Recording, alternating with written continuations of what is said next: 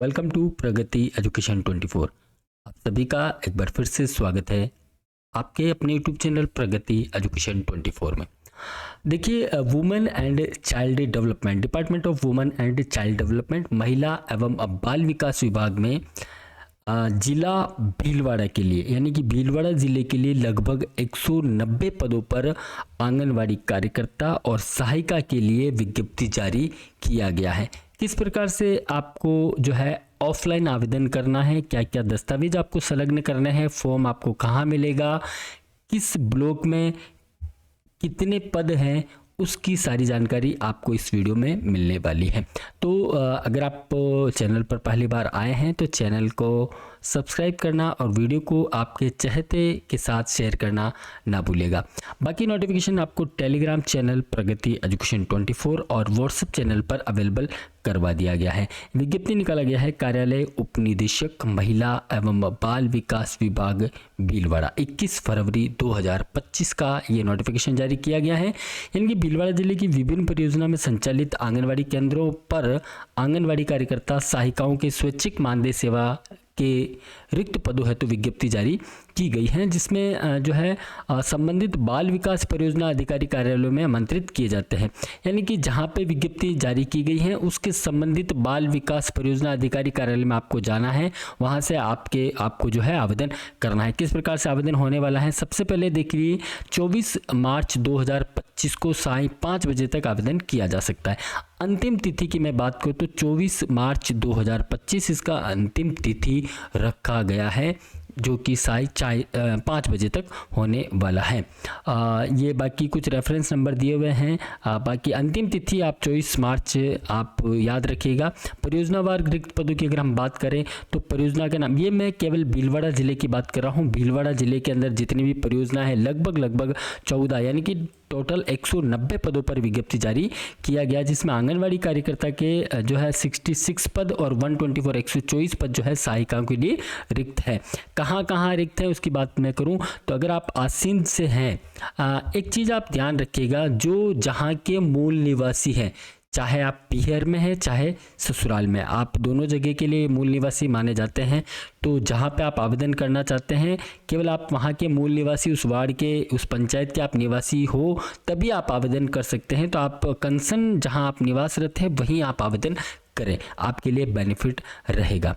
आसींद में आंगनवाड़ी कार्यकर्ता के 5 पद हैं और सहायिका के लिए 7 पद है, कुल 12 पद रिक्त है। आसिंद में भी कहाँ पर हैं, बदनौर में भी किस जगह पे हैं, भीलवाड़ा शहर में कौन कौन से वार्ड में हैं, हुडा, उनकी डिटेल भी आगे दी हुई है। फॉर्म भी आपको जो है अवेलेबल करवा दिया गया है। किस प्रकार से फॉर्म फिल करना है उसकी जानकारी के लिए भी आप बने रहे वीडियो में अंत तक। बदनौर में 3 आंगनवाड़ी कार्यकर्ता के लिए पद है, 14 सहायिका के लिए, टोटल 17 पद है। इसी प्रकार से भीलवाड़ा शहर के लिए 7 पद आंगनवाड़ी कार्यकर्ता और 8 पद जो है सहायिका के लिए, कुल 15 पदों पर विज्ञप्ति जारी की गई है। हुडा में 1 और 5 पद है सहायिका के लिए, मांडल में 4 और 6 पद है सहायिका के लिए, करेड़ा में 5 पद आंगनवाड़ी कार्यकर्ता के लिए और 12 पद रखे गए हैं सहायिका के लिए।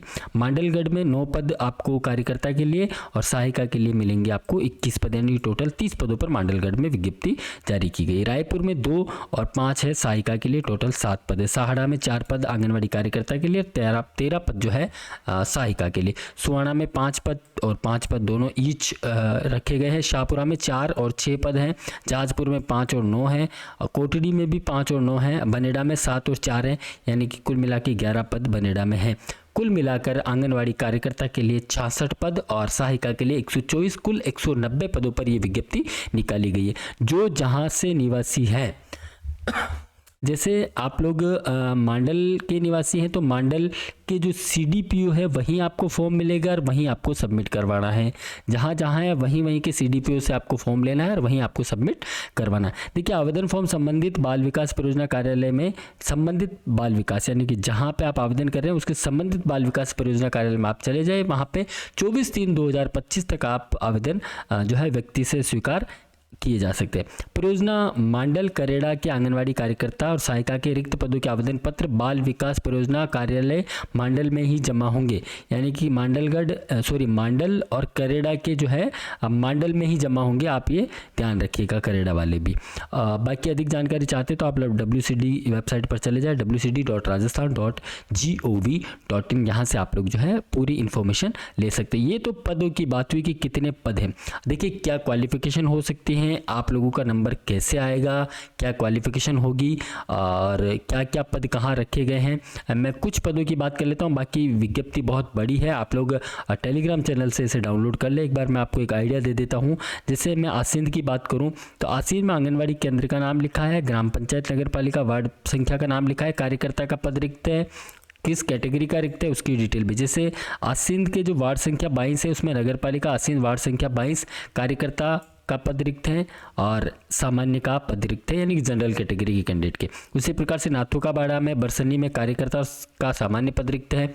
मैच्छोकाबाड़िया कटार जो पंचायत समिति है, ग्राम पंचायत है, उसमें कार्यकर्ता का सामान्य पद रिक्त है। इसी प्रकार से आसीन का वार्ड नंबर 22 है, उसमें कार्यकर्ता नहीं सहायिका का पद रिक्त है, उसमें जनरल कैटेगरी का रिक्त है। इसी प्रकार से लिस्ट आप देख लें कि किस कहाँ कहाँ पे रिक्त हैं। जैसे बदनौर की लिस्ट है, ये कंप्लीट लिस्ट यहाँ पे दी हुई है।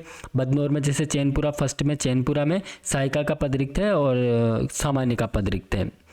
इसी प्रकार से ये कंप्लीट है डिटेल। जैसे हमीरगढ़, मोटास, गांधीनगर, बाजुंदा, उम्मेदपुरा, जेतपुरा, जड़ू, जो यहाँ पे आंगनवाड़ी केंद्र का नाम लिखा है, यहाँ पंचायत का नाम लिखा है, किसका पद कहाँ पे किस कैटेगरी का रिक्त है उसकी डिटेल यहाँ पे दी गई है। तो ये एक बार आप डिटेल देख लें। मैं एक को अगर बताने बैठूंगा तो बहुत लंबा वीडियो हो जाएगा, आप शॉर्ट में देख लें। जैसे भीलवाड़ा शहर की मैं बात करूँ तो भीलवाड़ा शहर में गाडरी खेड़ा के अंदर 18 वार्ड संख्या है, उसके अंदर एक पद सहायिका का रिक्त है, सामान्य का है। इसी प्रकार से सांगानेर में है और विराटनगर में है। सांगानेर में बात करूँ 57 वार्ड नंबर में एक पद रिक्त है सहायिका का, अल्पसंख्यक का। इसी प्रकार से डिटेल एक बार आप देख ले। आप जहाँ के निवासी हैं लगभग आप उसी जगह का, जैसे हुडा का है, अलग अलग जगह का इसमें दिया हुआ है। मांडल, करेड़ा, जहाँ के आप निवासरत है वहाँ की आप लोग सीट इसमें देख ले कि कहाँ पे रिक्त है। मैं आपको सीधे ही मुद्दे की बात पे ले आता हूँ। रिक्त पद आपका देख लीजिएगा कहाँ पे रिक्त है। और फॉर्म, ऑफलाइन फॉर्म, ये ऑफलाइन फॉर्म है, आप चाहें तो सीधे इसी PDF से आप डाउनलोड कर पाएंगे।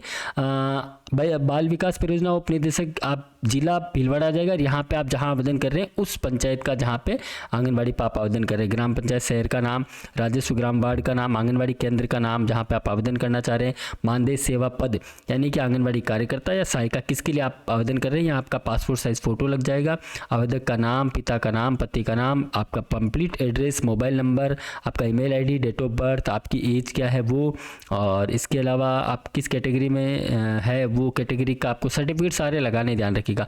वैवाहिक स्थिति आपको डिटेल डालनी, विवाह की तिथि कब हुआ है आपका। बाकी ये दिया हुआ है, जैसे आप सेकेंडरी 10वीं पास है, कौन से वर्ष में उत्तीर्ण किया, कौन से बोर्ड से उत्तीर्ण किया है, हायर सेकेंडरी कौन से वर्ष में किया, कौन से बोर्ड से किया, NTT और DPSC अगर आपके पास है तो कौन से ईयर में किया और कौन से बोर्ड से किया। ध्यान रखिएगा, अभी देखिए बहुत सारा माहौल बना हुआ है, चाहे यूट्यूब हो, चाहे जनरल बहुत सारे प्राइवेट इंस्टीट्यूशन हो, जो आपको बेवकूफ़ बनाकर, आपको पागल बनाकर इस कोर्स के बारे में, NTT और DPSC के बारे में भ्रामक जानकारी फैला रहे हैं। आप लोगों को ये कोर्स करवा रहे हैं कि सर NTT हम आपको करवा देंगे और कोई वैकेंसी आने वाली है उसमें भी ये मान्य होगा। तो देखिए भैया, राजस्थान में तो 15 वर्ष से NTT कोर्स ही नहीं होता है, बंद पड़ा हुआ है। तो फिर कहाँ से करवाएंगे, नहीं चलेगा। जहाँ से भी आपको कोर्स करवाए जा रहे हैं पहले से आप इन दोनों कोर्स की मान्यताएं जरूर देख ले। NCTE, national council of teacher education, NCTE से अप्रूव्ड अगर ये कोर्स है जहाँ से आप कर रहे हैं तो आपका मान्य होगा, अन्यथा नहीं होगा।